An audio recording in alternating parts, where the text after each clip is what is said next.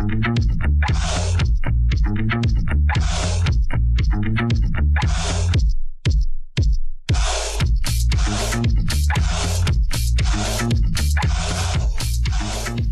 everyone, and welcome back to Rugged Vape Reviews. This is Jared, aka Smokeless J, and we have ourselves a nice little treat here.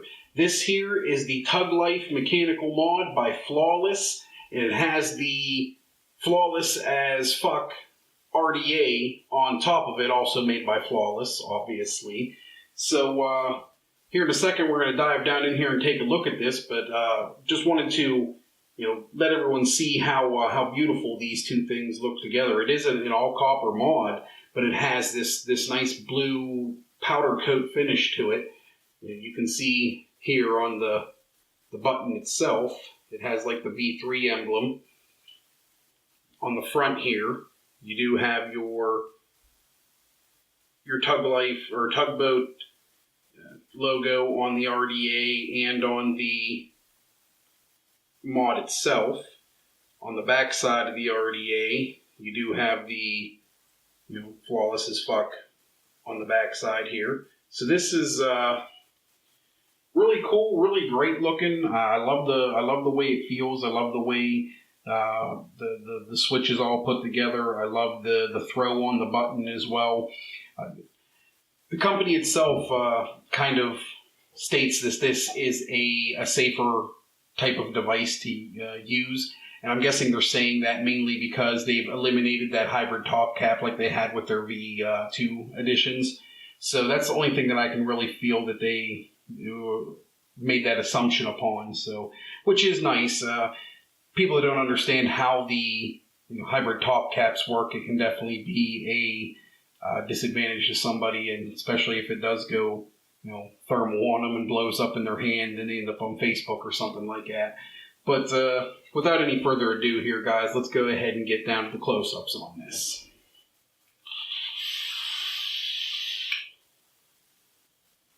Alright guys, well here is the up close and personal of the Tug Lyfe mechanical mod by Flawless. As you can see, we have our logo on the mod and the logo on the RDA. When you look at them and compare them, you can see the logo on the RDA, the smoke coming out of the stack here on the tugboat has already started to discolor, and the black has went away. Now, some may argue that that is kind of cool and it has a little bit of flair to it, I guess you could say. To me, it's something that I wish wouldn't have happened. I wish it would have stayed all black like it did down here on the logo on the original, on the mod here. But when we turn this over, we can see the Flawless as fuck logo on the back here. Now this hasn't had any wear or any tear to it so far. Haven't used this too long, but I really, like I said, I really wished that wouldn't have happened. There we go. As we stated in the introduction, it is an all copper mod.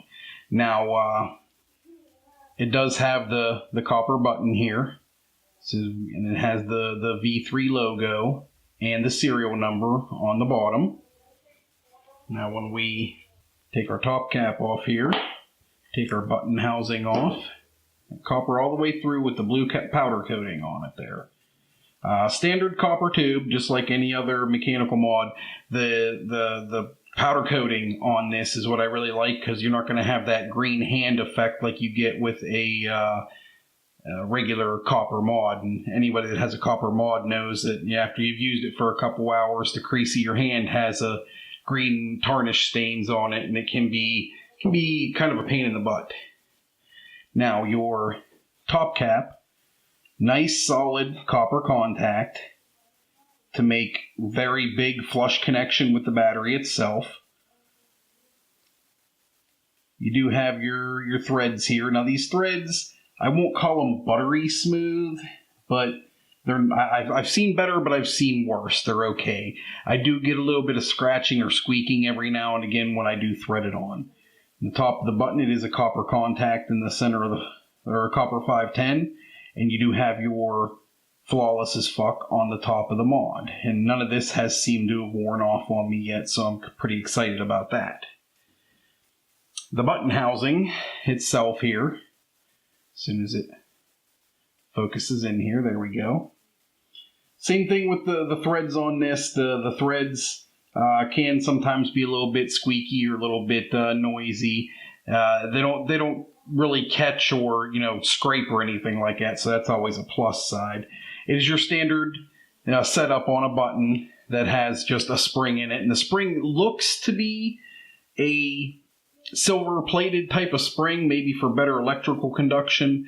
I'd have to look that up to be completely sure, but it is a nice big powerful spring, and it has a pretty heavy throw on this.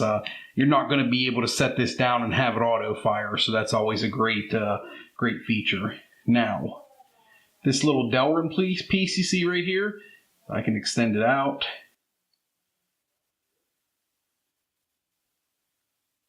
We'll screw this in all the way here. See how it's now flush? This is your battery rattle. You don't have there's no positive pin or negative pin adjustment. It is just adjusting this Delrin collar around this right here so that your battery fits snug. Go ahead and push the button, let you see how that contact comes up, just like so. Your standard barrel, it has 4 holes, and by spinning your top cap here, it is an adjustable airflow. Here's one of the here's your deck, and right off the bat, I will tell you I'm not a big fan of. I love velocity style decks, but these screws are just kind of there to hold down your wire as soon as this gets in focus again. How those screws are there to hold your wire down. The problem with that is if you're using just one regular wire, or if you're using a Clapton or like frame staple, something like that, it's going to work just fine. I like building parallel builds, and what happens is one lead will get caught under the screw, and then the other lead will pop out the other side, so it never gets good connection. So I'm not a big fan of this deck for parallel builds, unfortunately. Maybe I need to just kind of get into it a little bit more and really dive down in and pay closer attention. Maybe I can get it after a while, but the couple of times I tried, it just got frustrating, and I ended up just throwing regular builds in it. But on your backside here, you do have your serial number, which this one is number 58, made in the USA, the Tugboat logo. That negative post, it has the ability to come out with the screw down here. You do have an all copper 510 that is adjustable, so it would be okay for your hybrid top cap mods. The juice well, that looks to be probably about 3.5 millimeters deep. I don't have an exact measurement on it, but it's plenty enough room for cotton and juice. So I've never had a problem with the builds that I've had on here. There's plenty of room for your coils. There's plenty of room for your cotton, and it holds a good bit of juice. I don't catch myself having to drip it too often. So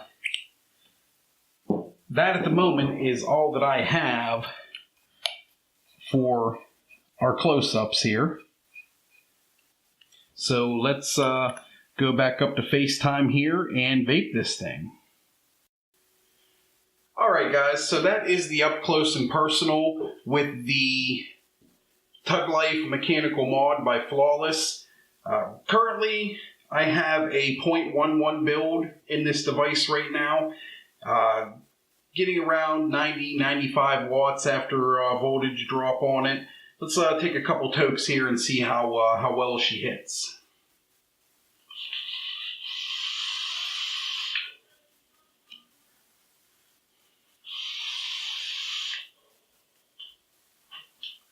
Very good vapor production.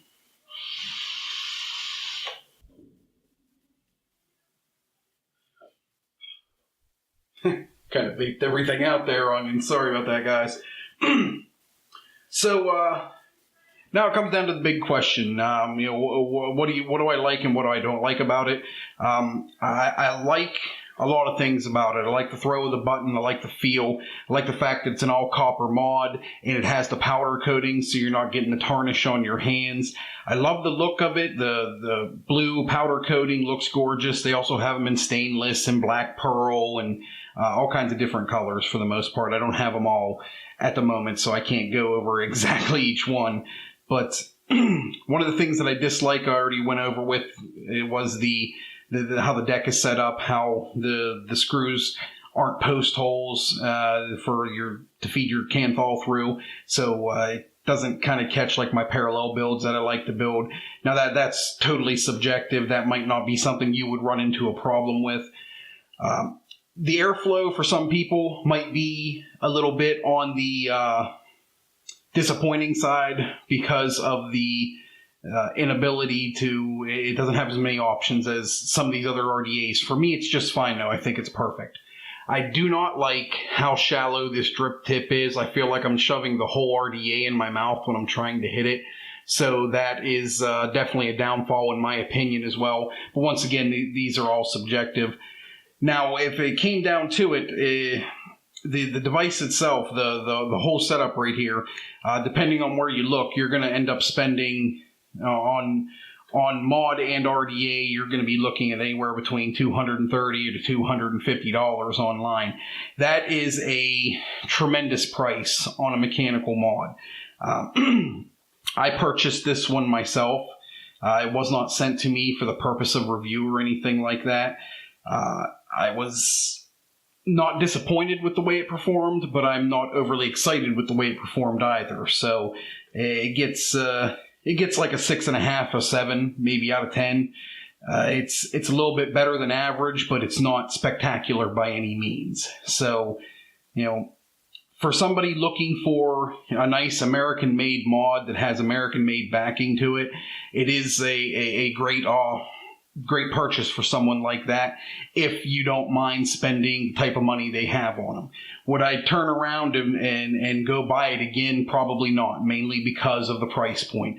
It is a very good mod, but the price point on it is something that is a little bit on the steep side. But just like they always say, beauty is in the eye of the beholder. When it comes to vape stuff, price is in the eye of the beholder. Some people might just like the way this look and know that it's an American-made mod and not care and just want to pick one up.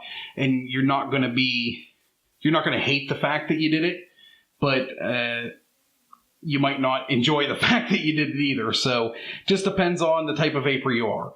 But that is all I got for you guys. Thank you very much for everything you do. We appreciate it greatly. If you've stuck out this whole video, please smash that like and smash that subscription button so we can continue making videos like this. But until then, guys, let's continue to vape ruggedly.